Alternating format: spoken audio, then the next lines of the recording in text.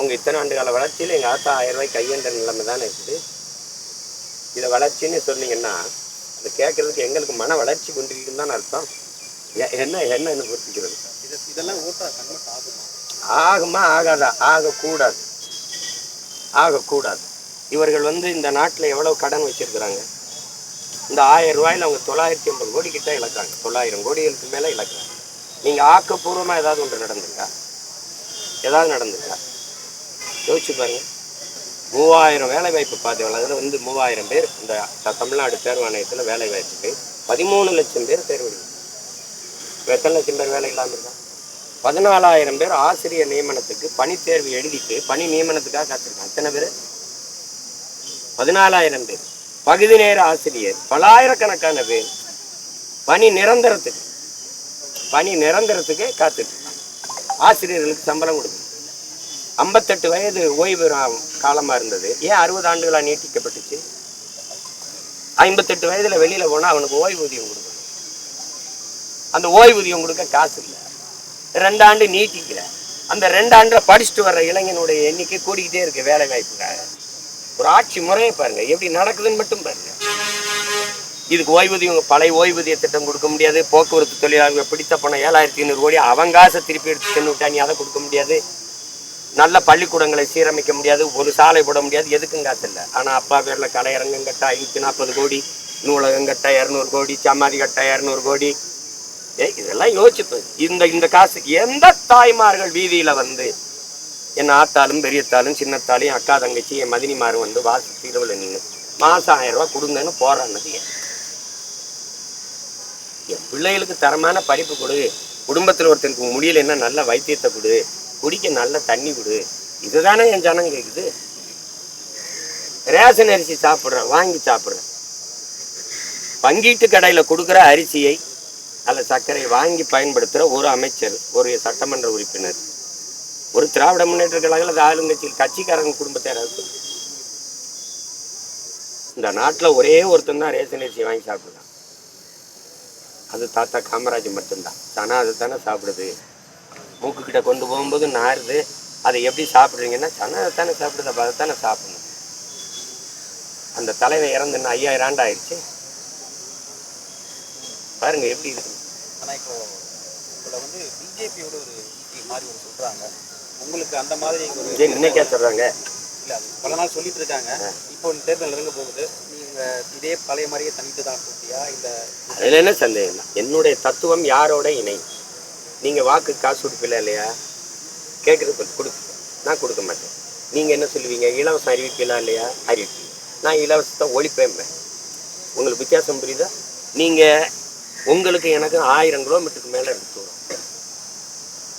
நீங்கள் பெரியார் இல்லாமல் இங்கே ஒன்றும் இல்லைங்க. எங்களுக்கு பெரியாரால் ஒன்றும் இல்லைங்க. பெரியார் மண்ணுங்க. எங்களுக்கு பெரியாரே ஒரு மண்ணு தான்ப்பா. கோட்பாடில் மாறுபாடு இருக்கு. பெரியாருக்கு திராவிடங்களுக்கு தமிழ் ஒரு சைன். தமிழை ஒழிக்கணும். தமிழ் படித்தா வேலை கிடைக்காது. தமிழ் படித்தா முன்னேற முடியாதுப்பா. தமிழ் எங்களுக்கு வேலையும் சோறும் இல்லை. எங்களுக்கு உயிருங்கிறது எங்கள் கோட்பாடு. எங்கள் அடையாளம்ங்கிறது, எங்கள் முகம்ங்கிறது, எங்கள் முகவரிங்கிறது, எங்கள் உயிருங்கிறது எங்கள் கோட்பாடு. எவ்வளவு தூரம் இருக்கு பாருங்க. ஒவ்வொன்றா அப்படி 4 மணி நேரம் 5 மணி நேரம் ஒப்பிட்டு பேசலாம். நீங்கள் என் மலையும்ப, நீ அது கல்குவாரிம்ப, நீ மணலும்ப, நான் ஆறு என் பூமி தாயின் ரத்த நாளம்ப, அதை மண்ணளி தின்னா நல்லா காசு கிடைக்கும்ப. நான் மரம் மண்ணின் வரம் வளர்ப்பதே மனித அறம்ப, மரம் மனித உயிரும்ப, உயிர் மரம்னு சொல்வேன். நீ அதை வெட்டினா காசு பணம் துட்டும்ப. இப்போ உனக்கு எனக்கு எவ்வளோ தூரம் இருக்கு? நீ சாமியை பற்றி பேசிட்டு வருவேன் ஒரு கூட்டம். நான் பூமியை பற்றி பேசிட்டு இருக்கேன். நீ சாமியை காப்பாற்ற போராடுவேன், நான் பூமியை காப்பாற்ற போராடுவேன். எனக்கு கும்பிட லட்சம் சாமி இருக்கு, வாழ ஒரே ஒரு பூமி தான் இருக்குங்கிறது எங்க கோட்பாடு. எவ்வளவு மாறுபடுது பாருங்க.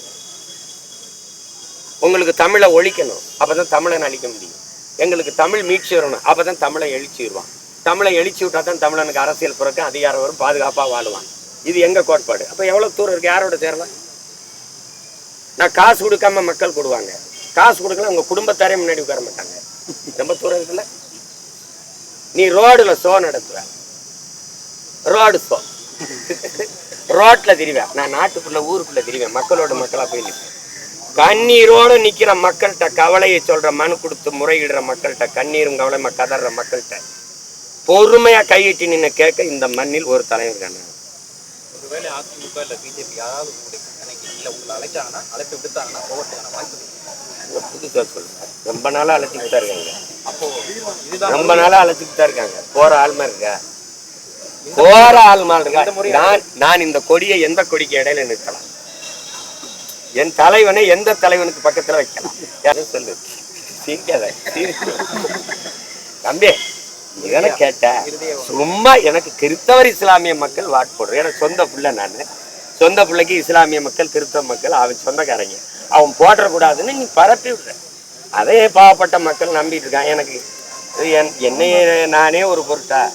உலக பெரும் புரட்சியாளன் தோன்றுனா எங்க அண்ணன் பள்ளி வாவா, அவனையே இவங்க பொருட்படுத்தலை.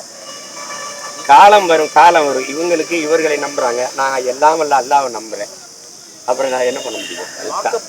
தொடர்பா தமிழக வெற்றி கழக தலைவர் வந்து ஆர்ப்பாட்டம், அந்த ஆர்ப்பாட்டம் எப்படி பார்க்குறீங்க? அது நியாயமான எல்லா அந்த லாக்அப் டெத்தில் உயிரிழந்தவங்களுடைய குடும்பத்தாரையும் வர வச்சு விஜய் வந்து அதுக்கு அனுமதி கேட்டு ரொம்ப சிரமப்பட்டிருக்காங்க. ஓட்டு மூலமா அது செய்வாங்க. இப்போ எனக்கு என்ன அளவுக்கு தம்பி அனுபவிக்கல, எனக்கு அதை விட குடும்பம் நடந்ததில்ல. கடைசி அரை மணி நேரத்தில் ஓடி போய் மேடையை போட்டு ஏறி பேசிட்டு வந்தான். ஒரு ஆறுதல் சொல்லணும், அந்த செயலை கண்டிக்கணுங்கிற எண்ணம் பாராட்டத்தக்கது. அதை இந்த கட்சிகள் செயல் இல்லை, அதை அவர் செய்கிறார்ல, அதுக்கு பாராட்டணும், வாழ்த்தணும். அதை போய் குறை கண்டுக்கிட்டு பேசிக்கிட்டு அது தேவையில்லாது. அது கூட மற்ற கட்சிகள் செயல் இல்லை, செயல இல்லை. ஏன்னா எஜமா அங்கே வச்சு பார்க்கலாம். உங்களுக்கு புரியுதுன்னு நினைக்கிறேன். எஜமா வெளியில் போடான்ட்டான்னா இப்போ என்ன பண்ணுறது? தட்டை எடுத்துக்கிட்டு வேற எந்த வீட்டுக்கு போகிறது? அதனால போடுற கஞ்சியை பிடிச்சிட்டு இங்கேயே இருந்து போக இருக்கிறோம். விசுவாசமான ஊழியர்கள் அதை ஒன்றும் பண்ண முடியாது. அது எதையுமே பேச முடியாது. இப்போ நீங்களே பாருங்கள், ரிதன்யாவுக்காக இந்த கட்சிகள் ஏதாவது ஒரு குரல் கொடுத்துருக்கா? அந்த தங்கச்சி அதே பெண் உங்கள் வீட்டு பெண்ணா, உங்கள் தங்கையா, உங்கள் மகளாக இருந்தால் நீங்கள் எவ்வளோ மனவேதனை பட்டிருக்கீங்க. இந்த நாடு எவ்வளவு கோரமான நாடாக போயிடுச்சு. இந்த குற்றங்கள் உடனடியாக நடவடிக்கை எடுத்து கடும் தண்டனை உரியவர்கள் கொடுக்கப்படுதுனாவது ஒரு மன நிம்மதியோடு உறங்குவாங்க. அது இல்லையே. அஜித் குமாரை சீருடை இல்லாத காவலர்களை அனுப்பி அடித்து உயிர் போகிற அளவுக்கு அடித்து விசாரிக்க சொன்ன ஒரு அதிகாரி உத்தரவு இருக்குல்ல, அது யாருன்னு கண்டுபிடிக்க முடியாதா? அதுக்கு சிபிஐ போவானா? நீ எதுக்கு மாநில உரிமை என்ன இதுக்கு பேசுன? மாநில தன்னாட்சி பேசுன? அப்போ நீ அங்கே இருக்கிற ஒரு சிபிஐ தான் அம்மையார் ஜெயலலிதா கேட்டாங்க. அவங்களுக்கு என்ன வானத்துல இருந்தா வந்தாங்க? அவங்களுக்கு என்ன தனியாக ஒரு அறிவு 2 மூளை இருக்கா? ஏன் காவல்துறை விட அவன் பெரிய புத்தாலியா? நீ சொன்னா கண்டுபிடிச்சி வந்தான்னு சொல்லிடுவான். நீ மறைக்க கடத்தி விடுற. சிபிஐக்கு போயிட்டாங்க, சிபிஐயே அப்புறம் தள்ளி விட்டு மத்திய அரசுங்களுக்கு ஒன்றும் தரல, எங்களுக்கு ஒன்றும் தரல அப்படின்னா நீ தான் மண்டிக்கால் போட்டு தோல்வி கும்பிட்டுக்கிட்டு இருக்கிய. அப்புறம் எப்படி உனக்கு? முன்னாடி உடல் சிறையில் பணியாற்றக்கூடிய திருச்சி மாவட்டத்தில் ஒரு பெண் ஒரு கைதியால் தாக்கப்பட்டிருந்தாங்க, நைஜீரியன் கைதி. அதை நம்ம மட்டும்தான் செய்தி ஆகியிருக்கோம். அதோடைய உயர் அதிகாரி நேரடியாக அந்த கைதிக்கு எல்லா விதமான அப்போ அதான் உங்களுக்கு தெரியுதுல, அந்த அதிகம் நானும் கண்டிச்சு அறிக்கை கொடுத்துருக்கேன். அந்த தங்கை பல ஆண்டுகளாக இருக்கிறாங்க. ஒரு வெளிநாட்டு கைதி அவள் போதைப்பொருள் வித்த வழக்கில் உள்ள வந்திருக்காங்க. அவளுக்கு ஒரு உயர் காவல்துறை அதிகாரி அலைபேசியை கொடுத்து அவளுக்கு இவ்வளவு அந்த தைரியம் இல்லைன்னா அவள் அடிக்க முடியுமா? இந்த மண்ணின் மகளை, காவல்துறையில் இருக்கிற ஒரு பெண் மகளை வேற நாட்டு நைஜீரியா பெண் அடிக்க முடியுமா? அப்போ காவல்துறை எப்படி இருக்கு பாருங்க. இங்கே எப்படி இருக்குன்னு நான் சொல்கிறேன் பாருங்க. யார் யார் காவல்துறையில் சமூக குற்றங்கள் செய்கிறதால, பஞ்சாபிக்கிறோம், பொறுக்கி, நிலத்தை அபகரிக்கிற ரவுடி, இந்த மாதிரி ஆக்கிரமிப்பாளன், கொலை செய்கிறது, இப்படி இந்த குற்றச்செயல்களில் ஈடுபடுகிற அதிகாரிகள் இருக்காங்கல்ல, உங்களுக்கு தெரியும். போலி பாஸ்போர்ட்டு இது அந்த மாதிரி இதுகள்லாம் இந்த மாதிரி அதிகாரிகள் தான் இப்போ உயர் பதவியில் இருக்காங்க. ஏன் இருக்கிறாங்கன்னா ஆட்சி குண்டாசு ஆட்சி, ரவுடிகளின் ராஜ்யம். அதனால இவர்கள் மேலே இருந்தால் தான் அவர்களுக்கு பாதுகாப்பு. நேர்மையாக இருந்தா 30 பேர் ஒரே நாளில் பணியிட மாட்டேன்னு செய்யப்படுறாங்க.